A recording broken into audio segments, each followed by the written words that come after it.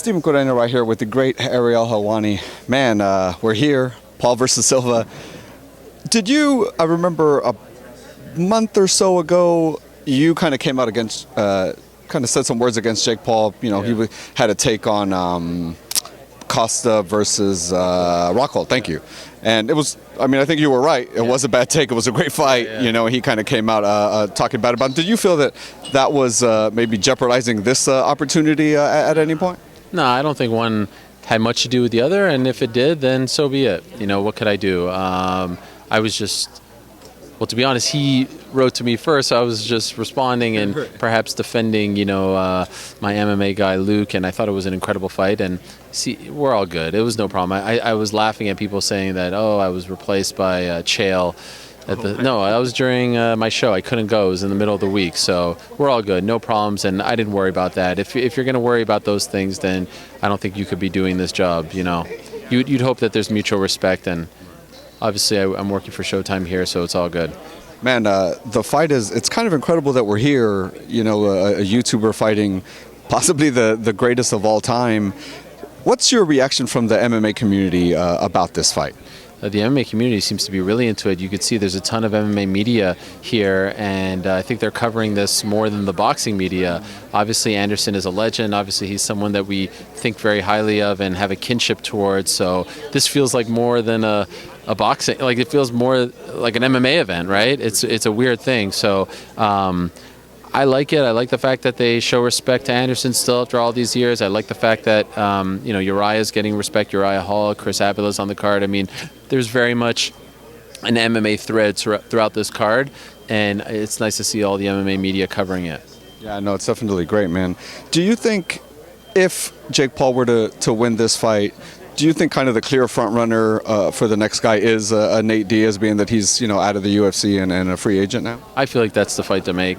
He's free. He will be free in short order once his exclusive negotiation period is up. I feel like that would be gigantic. Especially if he beats Anderson, that would be a spectacle. So, of course, there are other people that they can look at, but to me, choice number one, without a doubt, would be Nathan Diaz. And that'd be another great kind of spectacle. And a lot of MMA, I'm sure, will come up for that, too. Man, let's talk about boxing real quick. I'm sure you're disappointed because you're a fan like the rest of us.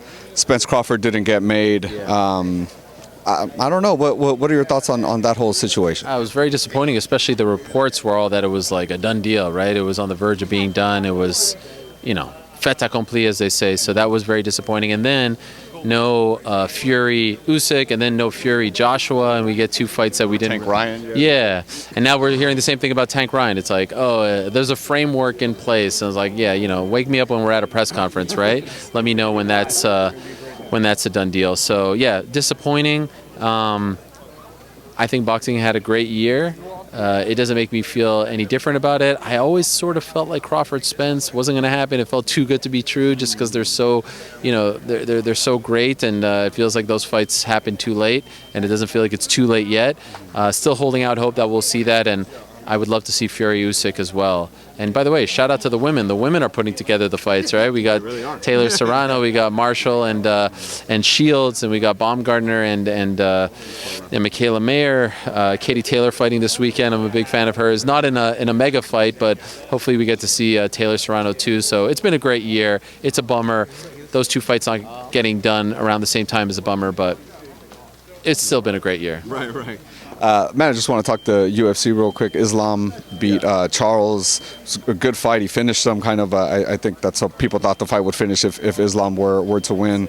I mean, what's next for Islam? Does he kind of start the Michael Chandler, the DP, the kind of the same guys, you know, basically Charles beat, just to, you know, as champion and defend the title? I mean, who is there? Alex Volkanovski, the 45 champ, going up from featherweight to lightweight to fight him probably February 11th in Perth. That's going to be the fight.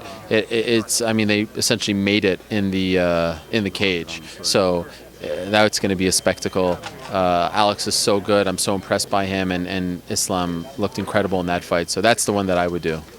I've been hearing rumors of September 10th, Jon Jones return. Do you know? 10th. December 10th, right? Is that correct? No, it was a thing, and they wanted it to happen, but I think I don't know. I think the ship has sailed on that one. So they're going to try to do it in March. But again, like in boxing, these big guys, it's hard to get them to commit. But yeah, they try, but I don't think it's going to happen anymore.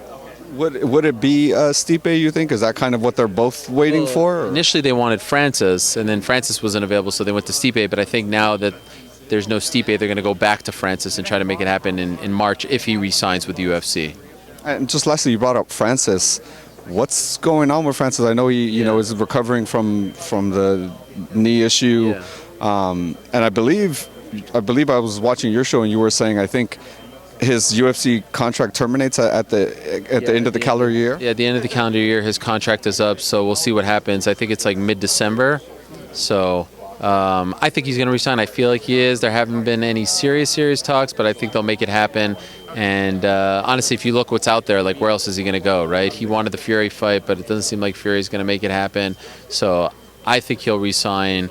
And then if he resigns, then hopefully we could see that Jones fight in March. Would he just take like any boxing match just to get a little boxing money maybe? I mean, do you think he'd do that in the interim? Ultimately, I feel like there's more money at this point for him in the UFC as UFC heavyweight champion. Maybe a one-off here or there, and maybe he gets the UFC to agree to that. But I'd love to see him fight Jon Jones. Yeah, that'd be amazing. Ariel, thank you so much for your time. But tell the fans where they could follow you, all the stuff you do. Just watch Showtime pay-per-view this Saturday.